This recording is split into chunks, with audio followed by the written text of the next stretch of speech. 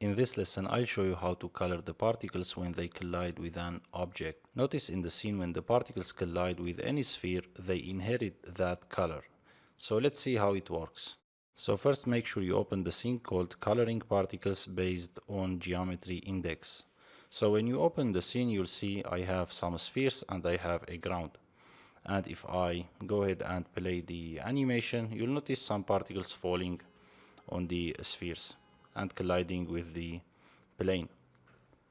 So let's select now the particles, and now let's go down and click on General. And I want to go to Particle, and I want to add the Collision Geometry Index. I'm gonna explain what that means in a moment, so let's hit OK. And now if I go up and change the particle render type to numeric, and now let's type the name collision geometry, G with capital G, geometry index.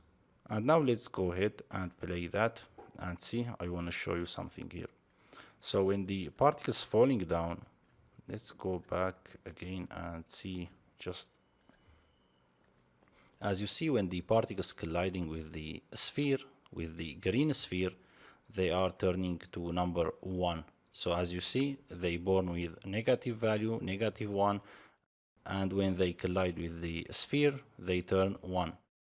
And the interesting part is here. So if I go some frames forward, and now when they are colliding with the red sphere, they are turning 0. And let's continue. So with the blue one, they turn number 3. And with the ground, they turn number 2. So why it's random values? Because I selected everything in the viewport and then I converted that to create passive collider. That's why Maya assigned random index to every geometry. So how we can use these numbers in the expression? So we know the first value is 1, right? So now let's go to the expression editor. Let's select the n particle and let's scroll down. Let's turn that to spheres and let's scroll down. And now right click and choose runtime before dynamics or runtime after dynamics. And here we can just copy this line and paste it there. So now let's type if. Now if the n particle 1 collision geometry index equal to 1, I want to turn the particles to green color. So now let's type equal 2 times, this is important, to 1. And let's close the parentheses and let's go to the second line and curl parentheses. And now I want to type n particle shape 1 dot, and this time RGB, and then shift PP, RGB PP equal open again, and then we'll type 1 for red and comma 0. Sorry, we need to type green, so 0, the first value is 0, and then the red is 1, and the blue is 0 again. And let's close that and semicolon, and let's go to the next line and close the parentheses and semicolon. As you know, the first value is red, green, blue. Okay, that's why I typed 1 here. So we are telling Maya when the index is 1, turn the particles to green color. So if I click create, I get an error because we need to add another attribute called RGB/PP. We didn't add that there. So we need to click on color, and here you'll notice add per particle attribute. So we need to check that on and add attribute. As you see, we don't see the attribute here because we need to refresh the attribute editor. So if I go there and come back, as you see, here is the RGB/PP. Another step we need to do, we need to go up, and in the lifespan mode we need to change that to lifespan pp only. And now if I hit create, as you see, we don't get any error. So let's see if we get the green color. So let's hit play and see. As you see, when the particles colliding with the green sphere, now they are turning to green color. And if I continue that, they still white color. So let's do for the red color too. So as you remember, the red sphere, when the particles colliding with the red sphere, the geometry index is 0 here.